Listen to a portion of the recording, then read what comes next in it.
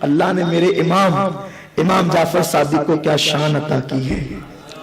ایک شخص حج کو جاتا ہے اور جاتے جاتے کہتا ہے امام، بس اختتام اسی پر، امام جعفر صادق کون ہے ذرا یاد کر لو اسے، ذہن میں بٹھا لو اسے، چھوڑنا نہیں دامن۔ سنیو اپنا مقدر کتنا عظیم ہے، کتنا عظیم ہے۔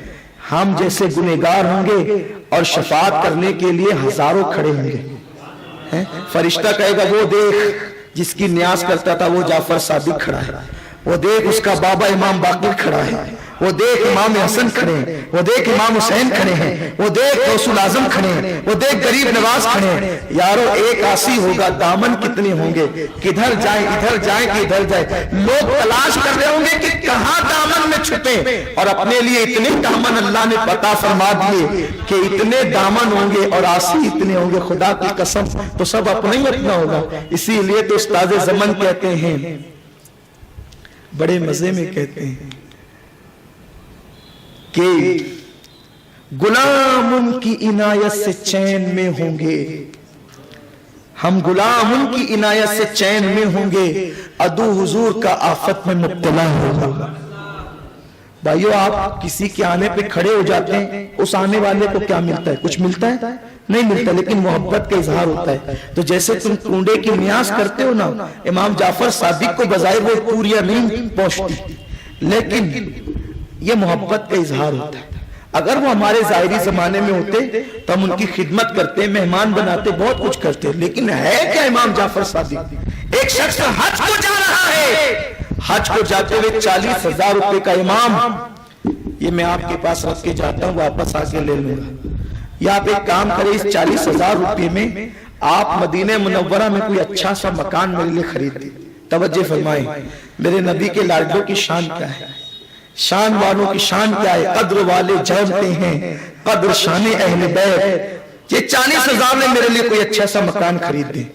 امام جعفر صادق نے لیا، وہ چلا گیا حج کو، انہوں نے وہ سارے پیسے غریبوں میں تقسیم کر دی، سب تقسیم کر دی، اس لیے کہ ہماری دولت ہماری نہیں ہے، یہ سب حضور کی ہے، اور حضور کی ہے تو حضور کی آل اس میں جتنا چاہے تصرف کرے، کون انہیں روکنے والا ہے؟ مالک کی اولاد بھی مالک ہوتی، آقا کی اولاد بھی آقا ہوتی، سب خرچہ کر ڈالا۔ وہ آیا، حضور خرید دیا مکان، کہاں بالکل خریدا، لیکن مدینے میں نہیں، جنت میں خریدا ہے۔ اور کہاں خریدا ہے تجھے معلوم ہے؟ جس کی ایک دیوار کا کونا حضور کے گھر سے ملتا ہے، مدینے جو ہے وہ جنت کے اندر، مدینہ منورہ میں نہیں، جنت میں۔ تیرا مکان میں نے وہاں خریدا جس کا ایک کونا حضور کے مکان سے، جس مکان میں محل میں حضور رہیں گے جنت میں، تیرے مکان کا ایک کونا ان کے مکان سے ملتا ہے، دوسرا کونا مولا علی کے مکان سے ملتا ہے، تیسرا کونا امام حسن کے مکان سے ملتا ہے، اور چوتھا کونا امام حسین کے محل سے ملتا ہے۔ اس نے کہا امام آپ نے کہہ دیا، میں نے مان لیا، ساری چیز تو ماننے کی ہے۔ وہ کہتا آپ نے کھا لیا اور آپ کہہ رہے ہیں معاذ اللہ کہ جنت میں خرید دیا، میرے پیسے لاؤ، کچھ نہیں ہوتا ہے۔ اس لیے کہ ملتا انہی کو ہے جو مان لیتے ہیں، نہ ماننے والا تو پھر نوح علیہ السلام کا بیٹا بھی ہو تو وہ جہنم کا ایندھن بنتا ہے۔ ماننے والے بنو، ماننے والے بنو۔ کہ امام آپ نے کہا میں نے مان لیا۔ امام کا دریائے کرم جوش میں آیا، قلم اٹھایا، کاغذ پہ لکھ دیا، میں نے فلاں بن فلاں کو جنت میں محل بیچ دیا ہے، جس کے گھر کا ایک کونا حضور کے محل سے، دوسرا کونا مولا علی کے محل سے، تیسرا کونا امام حسن کے محل سے، چوتھا کونا امام حسین کے محل سے ملتا ہے۔ وہ کاغذ لکھ کر کے دے دیا، وہ سینے سے لگا کے لے گیا، اور اس کے بعد اپنی بیٹوں سے کہا دیکھا میرے امام نے 40,000 میں صرف جنت میں وہ محل خریدا ہے کہ جس کے کونے حضور مولا علی امام حسن امام حسین کے کونے سے ملتے ہیں۔ بیٹوں نے لے تو لیا، لیکن بیٹے بیٹے ہوتے ہیں، کچھ کہا نہیں، لیکن ایک رنگ آتا تھا اور دوسرا رنگ جاتا تھا۔ 40,000 اس زمانے میں 40,000 چلے گئے۔ اس نے کہا جب میرا انتقال ہو تو میرے کفن میں رکھ دینا، یہ میرا محل خرید دیا ہے میرے امام نے۔ رکھ دیا لوگوں نے، جب انتقال ہوا تو رکھ دیا. تو چونکہ انہیں شک تھا، شک کسے تھا؟ باپ کو نہیں تھا. جو یقین والا تھا وہ تو کامیاب ہو گیا، لیکن جو اہل شک ہے ان کو یہ جلوہ دکھایا گیا کہ کفن میں بیٹوں نے باپ کی وہ چٹھی رکھ دی، لیکن جب دوسری صبح کو باپ کی قبر پر پہنچے تو وہی رکا قبر کے اوپر رکھا تھا. ایک طرف امام جعفر صادق کے قلم سے لکھا تھا میں نے 40,000 میں اس کو جنت کا محل دے دیا. اس کی پشت پر خدائی تحریر تھی، ہم نے جعفر صادق کے سودے کو قبول کر لیا اور اس کو عطا کر دیا. ارے جو جنت میں محل دلواتا ہے وہ امام جعفر صادق ہے. کتنا سستا سودا ہے، کتنا سستا سودا کہ محبت کرو جنت خرید لو، محبت کرو آخرت کا آرام خرید لو، محبت کرو دنیا کی راحت خرید لو. ارے جو آقاؤں کی اتنی چلتی ہے کہ خدا سے جنت خرید کر دنیا میں اسٹیمپ دیتے ہیں، وہ کاغذ کیا ہے؟ خدا سے خرید کے دیتے ہیں. کسی میں اتنی ہمت؟ تو جن کی اتنی اللہ کے یہاں چلتی ہے ان کا دامن نہ پکڑے تو پھر کس کا دامن پکڑیں؟ لیکن یہ ضروری نہیں کہ اب آپ اس کے لیے قرضہ لیں اور پوریاں ہی پکائیں. آپ ایک گلاس پانی پر بھی فاتحہ دلا سکتے ہیں، آپ ایک مٹھی شکر پر بھی فاتحہ دلا سکتے ہیں، اور آپ جتنا ادب کر سکتے ہیں کریں. کچھ لوگوں کو اس پہ بھی اعتراض ہے، یہ جو ہاتھ مخصوص مقام پہ دھلتے ہیں یہ نہیں ہونا چاہیے. میں اس سے متفق نہیں، میں کہتا ہوں بالکل ہونا چاہیے، میں کہتا ہوں بالکل ہونا چاہیے.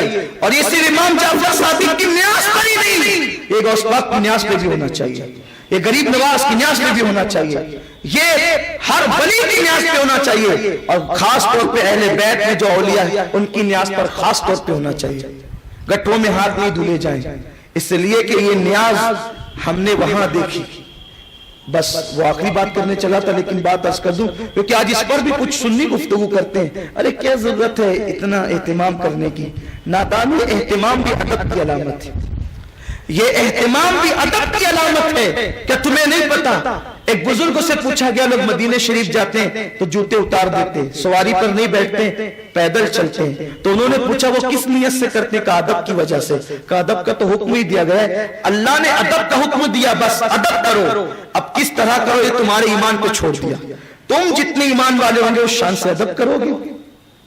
تو اہتمام تو بالکل ہونا چاہیے، بالکل کریں اہتمام، تاکہ تمہارے بچوں کے دل میں اس ادب کے جو ہے وہ جوہر موجود ہوں. بس جاتے جاتے آخری بات کر رہا تھا، ایک آخری بات اور سن لیں. ایک مرتبہ سرکار غوث پاک کی نام کی فاتحہ ہوئی سیدی اعلیٰ حضرت کی خانقاہ. امام احمد رضا اس عالم دین، اس اللہ کے ولی کا نام ہے جس کو ہم نے پوری زندگی میں کوئی کام بغیر دلیل کے کرتے نہیں دیکھا. فاتحہ ہوئی کس کی؟ سرکار غوث الاعظم دستگیر کی. اعلیٰ حضرت کے یہاں بڑے عجیب معاملات تھے. جب فاتحہ ہوتی، کوئی چیز تقسیم ہوتی اور اس کے اندر سادات ہوتے تو سادات کو ڈبل دیا جاتا اور غیر سادات کو ایک دیا جاتا. شیرنی میں بھی یہ اہتمام رکھا جاتا، سادات ہو تو ڈبل، عوام ہو تو ایک اور حصہ. اور شیرنی تقسیم کے لیے اکثر سادات کا انتخاب کیا جاتا. آپ دیں. فاتحہ ہوئی. اس وقت ایک سید زادہ جسے دنیا حضور محدث اعظمین کے نام سے جانتی، ان کے ہاتھ میں دے دی گئے، آپ تقسیم کریں. وہ تقسیم کر رہے تھے. قاسم نعمت کا بیٹا تقسیم کر رہا ہے. تقسیم کرنے کا ان کسی اور کسے، قاسم نعمت کا بیٹا تقسیم کر رہا ہے. لیکن تقسیم کرتے کرتے لینے والے سے کوئی بے احتیاطی ہوئی اور ایک ذرہ برابر کوئی چیز جو نیاز شریف جس پہ غوث پاک کی فاتحہ ہوئی تھی وہ زمین پہ گر گئی. اعلیٰ حضرت سرکار چارپائی پر یا کسی پلنگ پر بیٹھے ہوئے تھے، اٹھ کر کھڑے ہوئے. کون کھڑے ہوا ہے؟ وقت کا مجدد جو اتنا سخت ہے شریعت کے معاملے میں کہ اپنے بیگانے کسی کی رعایت نہیں کرتا، بغیر دلیل کے کوئی کام نہیں کرتا، کسی کی تائید نہیں کرتا. اٹھ کر کھڑے ہوئے. بے وقت بے موقع اٹھ کے کھڑے ہونا لوگوں کے لیے تعجب خیز تھا. اٹھ کر کھڑے ہوئے، پوری محفل کھڑی ہو گئی. ابھی پوری شیرنی تقسیم نہیں ہوئی اور اصول یہ تھا کہ شیرنی تقسیم ہونے کے بعد اٹھ کر کھڑے ہوتے تھے. آج شیرنی تقسیم ابھی مکمل ختم نہیں ہوئی، اٹھ کر کھڑے ہو گئے، وہ کھڑے ہوئے تو سب کھڑے ہو گئے، آپ اپنی جگہ سے چلے، ایک مقام پر گھٹنوں کے بل بیٹھ گئے، جانتے ہیں سمجھ گئے آپ میرا اشارہ؟ گھٹنے زمین پہ ٹیک دیے بیٹھ گئے، دونوں ہاتھ یوں رکھے، دونوں ہاتھ زمین پہ یوں رکھے، لوگ حیران ہیں کچھ دکھتا نہیں یہ کیا ہو رہا ہے، لیکن اعلیٰ حضرت تو اعلیٰ حضرت تھے،